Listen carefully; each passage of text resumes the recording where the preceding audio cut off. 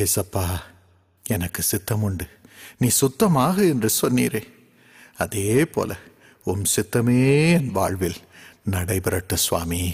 ஜீவனோ மரணமோ செல்வமோ மறுமாயோ யாமிலே நேருத்த தேவரீ நினைக்கேனும்.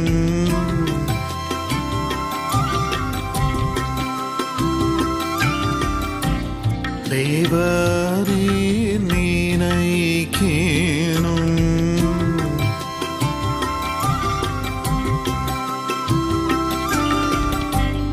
ஐயா உமது சேத்தம் ஆகிடவே வேணும், மெய்யாயனது சேத்தம் வெகுமோசமே காணும். இப்பொழுதும் என் பிள்ளை உயரவே மாட்டேங்கிறான், படிக்கவே மாட்டேங்கிறான். டாக்டர் பால் தினகரன் அவர்களின் ஆசீர்வாதமே இல்லையே, வேலை இல்லாம வீட்டுல இருக்கிறான், பிள்ளைக்கு கல்யாணம் ஆகாம உட்கார்ந்து இருக்கிறாள். கலங்குகிறீர்களா? ஆறுதலின் இறை வார்த்தைகள். கர்த்தர் உங்களையும் உங்கள் பிள்ளைகளையும் வர்த்திக்க பண்ணும். உங்கள் ஆசீர்வாதத்திற்காக இந்த நாளிலும் ஆண்டவர் சமாதானத்தை தருவேன் என்று வாக்குத்தத்தம் பண்ணி இருக்கிறார். இடம் கொள்ளாமல் போக மட்டும் சமாதானத்தை ஊற்றப் போகிறார். மல்கியா 3:10 நாம் அதை வாசிக்கிறோம். ஆண்டவருக்கு நாம் காணிக்கையை கொண்டு வரும் பொழுது, ஒவ்வொரு முறை காணிக்கை கொடுக்கும் பொழுது வானத்தின் பல கனிகள் திறக்கிறது, வானத்தின் கதவெல்லாம் திறக்குதாம், பரலோகத்தின் கதவெல்லாம் நமக்கு திறக்கிறது. திறந்து ஆசீர்வாதத்தை ஆண்டவர் கொட்ட வைக்கிறார். இடம் கொள்ளாமல் போக மட்டும் ஆசீர்வாதம் பரலோகத்திலிருந்து நமக்கு கொட்டுகிறது. வானத்திலே கதவு திறக்கப்பட்டால் அதை நிறுத்தவே முடியாது, நிறுத்தவே முடியாது. அதான் ஆண்டவர் வானத்தின் பலகணிகளை திறப்பேன் என்று சொல்கிறார். இனி வரும் நாட்களில் நீங்கள் அதை உங்கள் வாழ்க்கையிலே பார்க்க போகிறீர்கள். சமாதானத்தை ஆண்டவர் மழையை போல உங்கள் மீது கொட்ட போகிறார். யாருக்கு சமாதானம் உண்டு, யாருக்கு சமாதானம் இருக்காது? ஏசாயா 48:22 வாசித்து பாருங்கள். ஆண்டவரே சொல்லுகிறார், துன்மார்க்கனுக்கு சமாதானம் இல்லை, துன்மார்க்கனுக்கு சமாதானம் இல்லை. அந்த நிலைமையிலே ஆண்டவர் நான் சமாதானத்தை ஊற்றப் போகிறேன் என்று சொல்லுகிறார். யாருக்கு ஊற்றுகிறார்? எப்படிப்பட்டவர்களுக்கு ஊற்றுகிறார்? நம்ம என்ன செய்யணும்? இந்த சமாதானத்தை நம்முடைய ஆத்துமாவிலே ஆண்டவர் ஊற்றும்படியாக நாம் என்ன செய்யணும்? மார்க்கு 14:1-8 வரைக்கும் வாசித்து பாருங்கள். ஆண்டவர் ஒரு பரிசேயனுடைய வீட்டிலே விருந்து சாப்பிட்டு கொண்டிருக்கிறார். அந்த நேரத்திலே ஒரு பாவியான பெண், பாவியான பெண், அவங்க பேரே பாவியான பெண் தான். எல்லாரும் அவளை பார்க்கும்போது பாவி பாவி பாவி, அவளும் நானும் பாவியான பெண் என்றுதான் இருந்தாள், என்றுதான் வாழ்ந்து கொண்டிருந்தாள். ஐடி கார்டுலேயே பாவியான பெண். அப்படிப்பட்டவள் வந்து ஏசாமி பின்னால் நிற்கிறாள், சமாதானம் இல்லாத நிலைமையில். ஆனால் அவள் என்ன செய்தாள்? மிகப்பெரிய காணிக்கையை கொண்டு வந்தாள். விலை உயர்ந்த நலதான், விலை உயர்ந்த தைலம், அதான் இருக்கிறதுலே காஸ்ட்லியஸ்ட். அந்த தைல வாசனைய நுகர்ந்தவுடன் ஏசாமி கூட இருந்த சீஷர்களுக்கே கோபம் வந்தது. என்னடா இது, இருக்கிறதுலே பெஸ்ட் பர்ஃப்யூம அவ வாங்கிட்டு வந்து இவ்வளவு காசு செலவு பண்ணி ஏசாமி மேல ஊத்திட்டாளே, அவனுக்கு நமக்கு கொடுக்காம போயிட்டாளே, ஏசாமிட்ட போய் கொடுத்துட்டாளே, ஏசாமி ஊழியத்துக்கு கொடுத்துட்டாளே அப்படின்னு கூட இருந்தவங்களுக்கு பொறாமை. ஏன்னா அவங்க கண்ணெல்லாம் பணம் மேலே தான் இருந்தது, ஏசாயா மேலே. அப்படிப்பட்டவர்களுக்கு தான் அப்படி கோபம் வரும். அந்த அளவுக்கு அவள் ஆண்டவரை நேசித்து இருந்த காசு எல்லாம் செலவு பண்ணி, ஒருவேளை கடன் கூட எடுத்து அந்த விலை உயர்ந்த தைலத்தை இயேசு சுவாமி மேல நான் பூசணும் என்று சுமந்து கொண்டு வருகிறார். நான் பூசும் முன்பதாக, காணிக்கையை கொடுக்கும் முன்பதாக அவள் தன் பாவங்களுக்காக அழுகிறாள், மனஸ்தாபப்படுகிறாள். ஐயோ, நான் பாவியா இருக்கிறேனே, நான் பாவியா இருக்கிறேனே, இயேசுவுக்கு முன்பதாக நான் பாவியாக இருக்கிறேனே, அவருக்கு துரோகம் பண்ணிட்டேனே, இவ்வளோ நல்ல ஆண்டவருக்கு துரோகம் பண்ணிட்டேனே என்று சொல்லி மனம் கசந்து அழுகிறாள். அவளுடைய கண்ணீர் இயேசப்பாவின் பாதத்தை நினைக்கிறது. ஐயோ, கண்ணீரெல்லாம் அவர் பாதத்தில் விழுந்துருச்சேன்னு சொல்லி அதை துடைக்கட்டும் என்று சொல்லி தன்னுடைய தலை மயிரினாள். அவள் துடைத்தாள். என் தலைமயிர் தான் எனக்கு மகிமை, எனக்கு கனம். ஆனா எனக்கு கனம் வேண்டாம். இந்த பாவத்தினால எனக்கு இருந்த கனம்லாம் போயிடுச்சு. குடிச்சு குடிச்சு கனம்லாம் போயிடுச்சு. மனைவி அடிச்சு அடிச்சு பாவியான மனுஷன்ற பேருனால எனக்கு கனம்லாம் போயிடுச்சு. எங்க அப்பா அம்மாவை ஏமாத்தி ஏமாத்தி ஏமாத்தி எல்லாரும் என்ன அவமானமா பார்க்கிறதுனால எனக்கு கனம்லாம் போயிடுச்சு என்று அவள் அழுது இயேசுப்பாவுக்கு முன்பதாக தன் கனத்தை வெறுமையாக்கி மகிமைக்குரிய அவளுடைய முடியினால் இயேசு சுவாமியின் பாதத்தை அவள் துடைத்தாள். தரை மட்டும் தாழ்த்தினாள். தன் பாவங்களுக்காக மனஸ்தாபப்பட்டாள். அதன் பிறகு காணிக்கையை எடுத்து இயேசுப்பா மீது ஊற்றினாள். கூட இருந்தவங்களுக்கெல்லாம் கஷ்டம். ஐயோ, இந்த பாவி போய் அவரை தொட்டுட்டாளே. ஆனா இயேசுப்பா சொன்னார், அவளை தொந்தரவு செய்யாதே, அவளை தொந்தரவு பண்ணாத,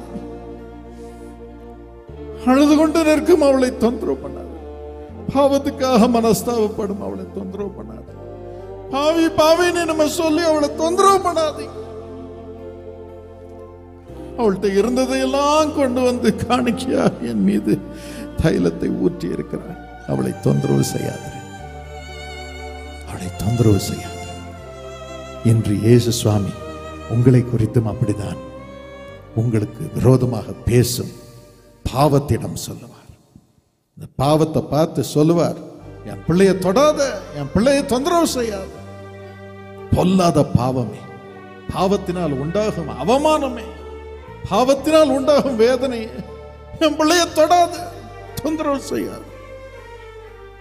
பாவத்தின் நிமித்தம் நம்மை குற்றப்படுத்தும் நம்முடைய இருதயம், நம்ம சொந்த இருதயம், நீ பாவி பாவி பாவின்னு சொல்லுதில்லை.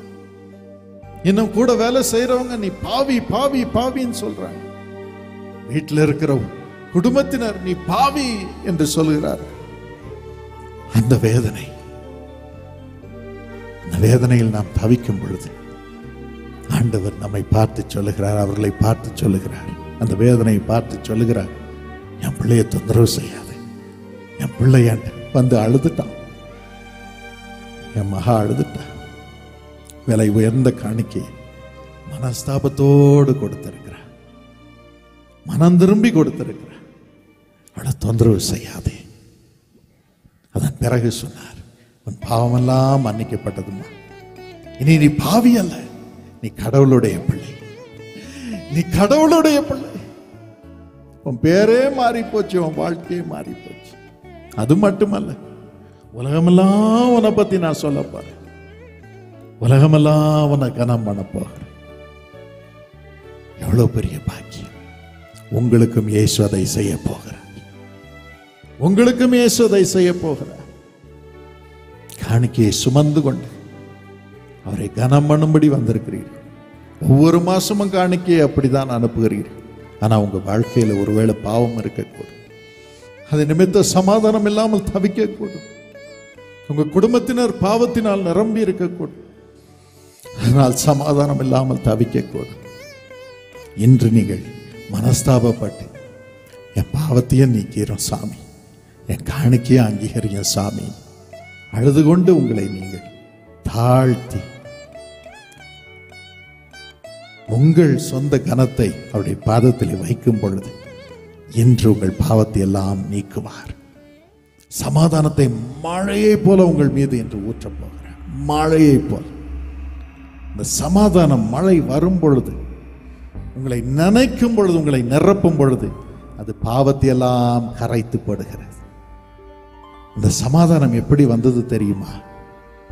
இயேசு சிலுவையில் நமக்காக கிழிக்கப்பட்டது நிமித்தம் அந்த சமாதானம், அவர் வானத்திலே உயர்த்தப்பட்டது நிமித்தம், அவருடைய காயங்கள் மூலமாக சமாதானம் நம் மீது மழையை போல வருகிறது. அவருடைய இரத்தத்தின் மூலமாக சமாதானம் வருகிறது.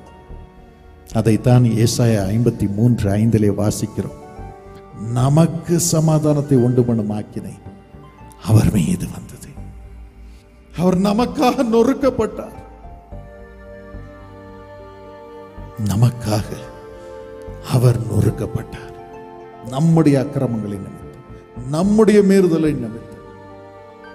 இன்னும் எபேசியர் 2:14 வாசித்து பாருங்க. அவர் சமாதானத்திற்கு காரணரானார். அவருடைய சரீரத்தை கிழிக்க கொடுத்தார் நம்முடைய பாவங்களுக்காக. அதை நிமித்தம் அவருடைய சரீரத்தில் இருந்து சமாதான வெள்ளம், சமாதான வெள்ளம், சமாதான வெள்ளம் சிலுவையில் இருந்து அவர் உயர்த்தப்பட்டது நிமித்தம் வானத்திலிருந்து பரலோகத்திலிருந்து அவரிடம் இருந்து நமக்கு வருகிறது. அவருடைய இரத்தத்தின் மூலமாக. இயேசு கிறிஸ்துவின் இரத்தம் சகல பாவங்களையும் நீக்கி நம்மை சுத்திகரிக்கிறது. அதான் சமாதான வெள்ளம். இன்று அந்த சமாதான வெள்ளத்தினால் ஆண்டவர் உங்களை நிரப்ப போகிறார். பாவ உணர்வு, பாவ சிந்தை, பாவ செய்கை, பாவ இச்சை அனைத்தையும் ஆண்டவர் கழுவ போகிறார். வெள்ளம் போல சமாதானம், வெள்ளம் போல சமாதானம். உங்களுக்கு மட்டுமல்ல, 1 கொரிந்தியர் 7:14 படி கணவனுக்கும் செய்வார், மனைவிக்கும் செய்வார். ஏசாயா 59:21 படி பெற்றோர் நிமித்தம் பிள்ளைக்கு செய்வார். எல்லாருக்கும் சமாதான உடன்படிக்கை அவர் செய்வார். இந்த சமாதான வெள்ளம் அவருடைய இரத்தத்தின் மூலமாக ஒவ்வொருவர் மீதும் இறங்கும் பொழுது இடம் கொள்ளாமல் போக மட்டும் உங்களுக்கு சமாதானம் வரும். ஆண்டவரோடு இணைவீர்கள். பிசாசும் குற்றம் சாட்டுதலும் பொல்லாத மனிதர்களும் நம்மை தொடவே முடியாது, தொடவே முடியாது. நம்மை குறித்து உலகமே பேசும்படி ஆண்டவர் செய்வார். ஆண்டவர் சொல்லுகிறார், உலகமெல்லாம் உன்னை பத்தி சொல்ல போறப்பா, உனக்கு உலகமெல்லாம் கனம் உண்டா? எனக்கும் அதை செய்தார். 18ஆம் வயதிலே பாவத்தினால் நிரம்பி இருந்தேன். ஆனால் ஆண்டவர் தம்முடைய இரத்தத்தினால் என்னை கழுவி சுத்திகரித்தார். அன்றிலிருந்து இன்று வரைக்கும் 34 வருடங்கள் அவருடைய சமாதானத்தினால் நிரம்பி இருக்கும்படி செய்திருக்கிறார். இன்று உலகமெல்லாம் போய் ஆண்டவருடைய அன்பை குறித்து சொல்லும்படி ஆண்டவர் கிருபை செய்திருக்கிறார்.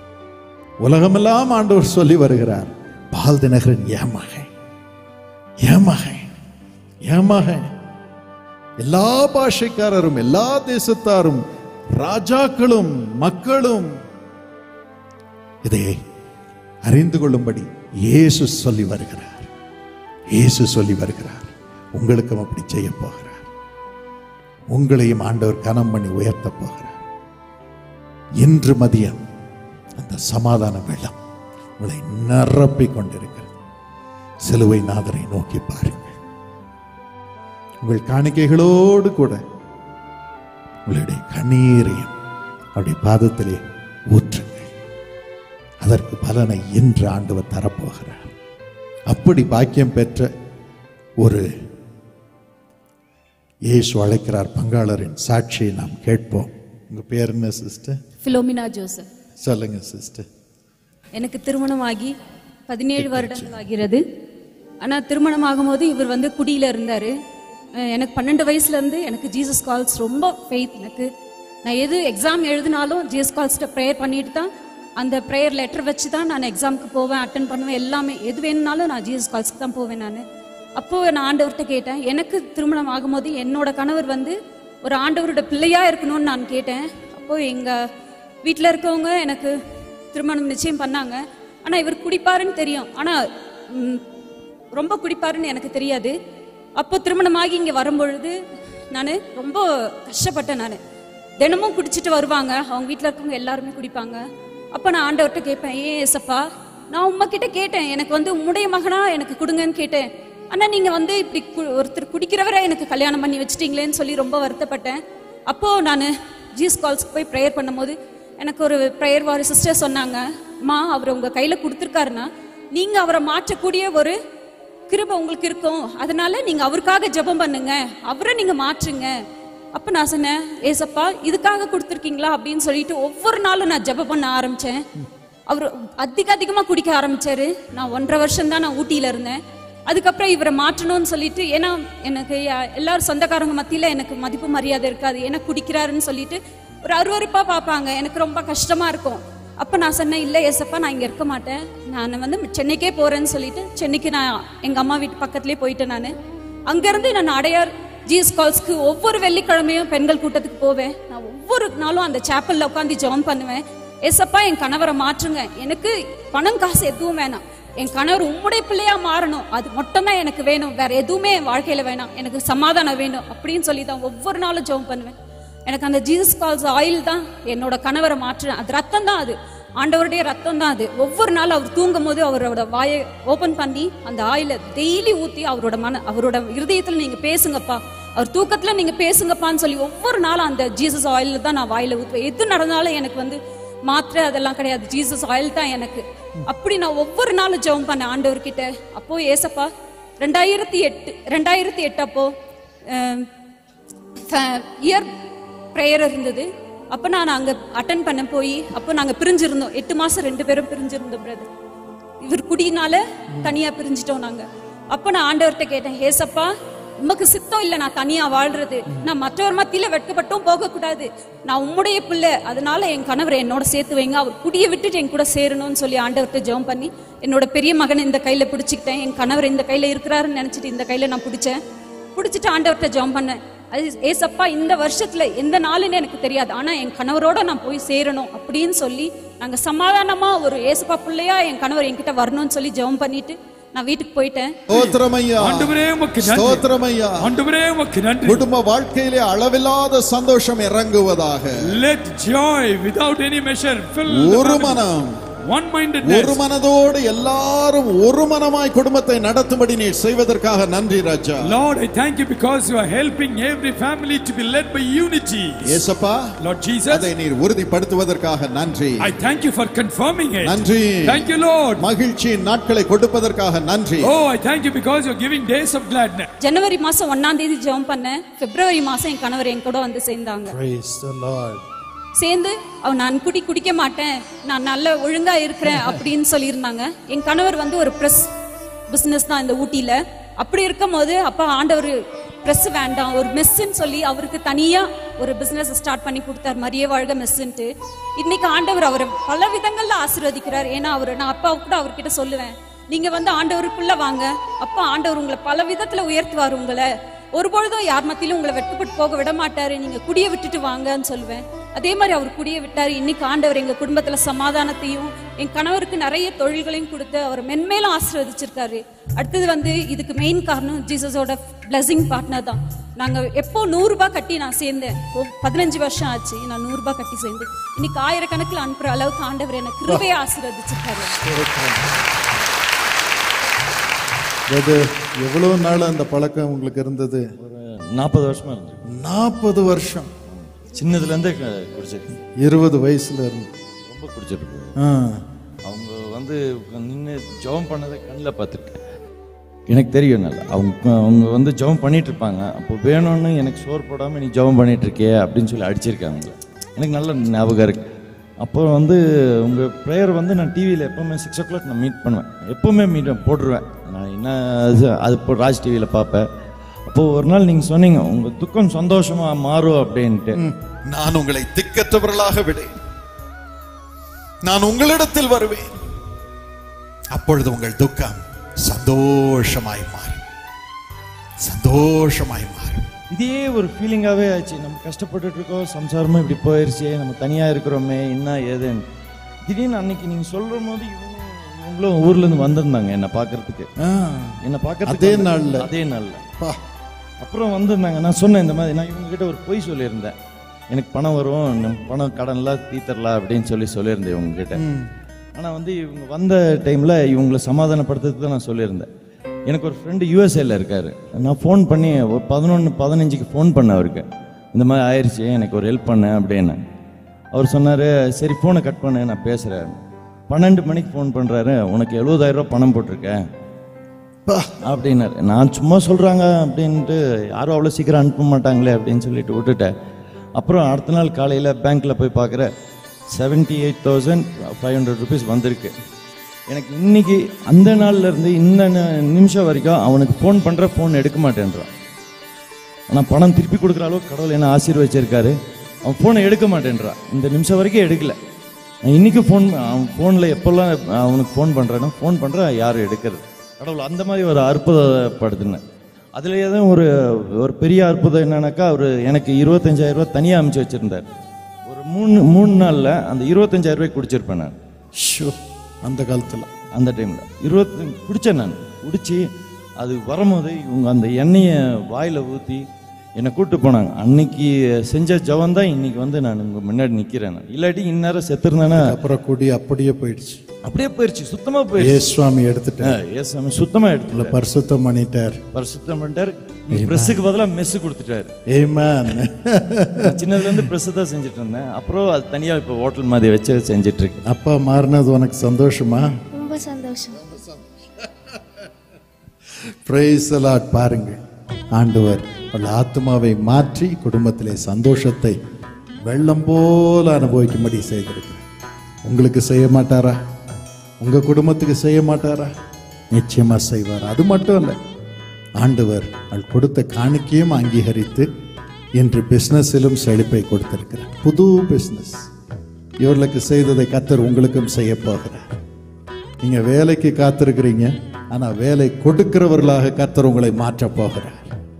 எத்தனை பேர் இதை விசுவாசிக்கிறீர்கள்? கரங்களை தட்டி ஆண்டவரை ஸ்தோத்திரிப்பீர்களா? Praise the Lord. இன்று அந்த பாக்கியத்தை கர்த்தர் உங்களுக்கு கொடுக்க போகிறார். நாம் யாரும் கண்களை மூடி ஆண்டவரை நோக்கி பார்ப்போம். இயேசுவின் வல்லமை இப்பொழுது இறங்கி கொண்டிருக்கிறது. காக்கும் வல்லம் மீட்பரின் இடம் கொள்ளாமல் போக மட்டும் வரும் ஆசீர்வாதம் இறங்கி கொண்டிருக்கிறது. நம்பிக்கையோடு சொல்லுங்கள், காக்கும் வல்லம் மீட்பர் எனக்கு இருக்கிறார், எனக்கு இருக்கிறார். என் காணிக்கை கொடுப்பது மட்டுமல்ல, கண்ணீரோடு என் பாவத்திற்காக நான் அழுகிறேன் அழுகிறேன் அழுகிறேன், என் குடும்பத்தினர் பாவத்துக்காக நான் அழுகிறேன் என்று சொல்லி கண்ணீரை அவருடைய பாதத்திலே ஊற்றுவோம். நம்ம பெருமை எல்லாவற்றையும் தரையிலே போட்டு மகிமைக்குரிய நமது தலை முடிய இயேசுவின் பாதத்தை கழுவும் துடைக்கும் தலைமுடியாக மாற்றுவோம். தரை மட்டும் தாழ்த்தி, அப்பா எனக்கு உம்மை தவிர ஆறுதல் இல்லை, உமக்கு நான் சந்தோஷத்தை கொடுக்கும்படியாக என்னை பரிசுத்தமாக்கும்படியாக என்னை ஒப்புக் கொடுக்கிறேன். என்னை பரிசுத்தமாக்கும் பரிசுத்தமாக்கும் பரிசுத்தமாக்கும் என்று அழுவோம் அழுவோம் அழுவோம் அழுவோம். அதோடு கூட காணிக்கையும் கொடுப்போம். காணிக்கையும் கொடுக்க நம் இருதயத்தை திறப்போம். ஐஸ்வர்யம் வருகிறது, மகிமைக்குரிய ஐஸ்வர்யம், மகிமைக்குரிய ஐஸ்வர்யம் இறங்கி வருகிறது, மகிமைக்குரிய ஐஸ்வர்யம் இறங்கி வருகிறது. அது சமாதானம் நிரம்பினதாக, செழிப்பு நிரம்பினதாக, பிள்ளைகள் வாழ்வில் பாக்கியம் பெருகினதாக இருக்க போகிறது. ஹல்லேலூயா. 1000 மடங்கு பெருக்கம் வருகிறது. Yes, it's really coming right now. இயேசுப்பா, நீ சொன்னபடி ஜெபிக்கிறேன். எல்லாருக்கும் இப்பொழுது கனத்தின் ஆவி வரட்டும். கர்த்தர் கொடுக்கும் கனம், கர்த்தர் கொடுக்கும் கனம் தன்னுடைய தற்பெருமை அல்ல சுவாமி. கர்த்தர் கொடுக்கும் கனம் ஒவ்வொருவர் தலையின் மீதும் இறங்குவதாக 1000 மடங்கு அவர்கள் பெருகட்டு ராஜா. கர்த்தர் கொடுக்கும் கனத்தினால் 1000 மடங்கு சமுதாயத்திலே பெருகட்டு ராஜா. சமுதாய வாழ்விலே பெருகட்டும், உயர்ந்திருக்கட்டும். இயேசுவின் நாமத்தினாலே இன்று கட்டளை இடுகிறேன் அப்பா. நீர் அதை உறுதிப்படுத்துவதற்காக நன்றி நன்றி நன்றி. வீடு இல்லாதவர்களுக்கு வீடு வரட்டும் இயேசுவின் நாமத்தினாலே. குழந்தை இல்லாதவர்களுக்கு அவர்களுக்கு குழந்தை அவர் கர்ப்பத்திலே பிறக்கட்டும், உருவாகட்டும் இயேசுவின் நாமத்தில். வேலை இல்லாதவர்களுக்கு வேலை வரட்டும், அவர்களே பிசினஸ்மேனாக பிசினஸ் விமனாக மாறட்டும் அப்பா, மாறட்டும் ஏசப்பா. லோன் எல்லாம் வரட்டும், அதை விரைவில் திரும்பி செலுத்தும்படி வருமானம் 1000 மடங்கு பெருகட்டும் ராஜா, வருமானம் 1000 மடங்கு பெருகட்டும் ராஜா. நீர் அதை உறுதிப்படுத்துவதற்காக நன்றி நன்றி நன்றி ஏசப்பா, கோடா கொடி நன்றி. சமாதானத்தோடு குடும்பத்தை நடத்தத்தக்கதாக வீட்டில் ஒரு சண்டை இல்லை, இப்பொழுது எல்லாருக்குள்ள ஒரு சமாதானம், எல்லாருக்குள்ள ஒரு மனம், எல்லாரும் கீழ்ப்படிந்து ஒருவரை ஒருவர் கனமணி வாழ்கிறோம் என்று சொல்லத்தக்கதான ஆவி ஒவ்வொருவர் குடும்பத்திலும் இறங்குவதற்காக நன்றி. வீணா சண்டை போட்டுட்டு இருக்கிறோம் என்ற ஆவியெல்லாம் மறைவதற்காக ஸ்தோத்திரம், அந்த பிசாசுகளை துரத்துவதற்காக ஸ்தோத்திரம். பண கஷ்டத்தினால் பிரிவினை உண்டாக்கும் ஆவிகளை இயேசுவின் நாமத்தில் வெளியே துரத்துகிறேன். போ பிசாசே, பிரிவினை ஆவியை வெளியே போ. பண கஷ்டங்களை கொண்டு வந்து, சண்டைகளை கொண்டு வந்து குடும்பங்களை பிரிக்கும் ஆவியே நீ வெளியே போ என்று உனக்கு நான் கட்டளையிடுகிறேன்.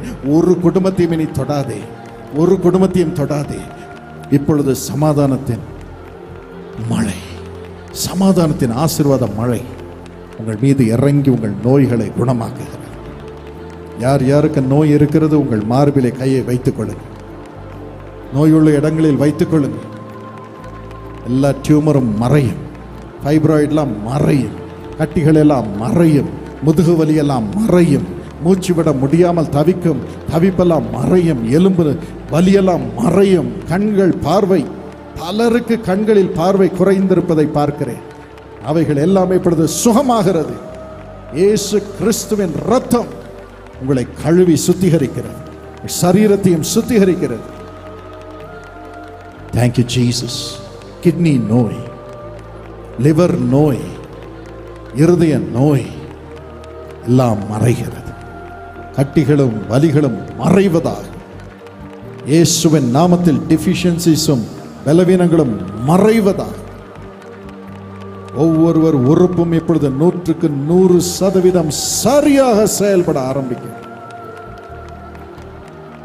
நீர் அதை செய்வதற்காக நன்றி இயேசுவே.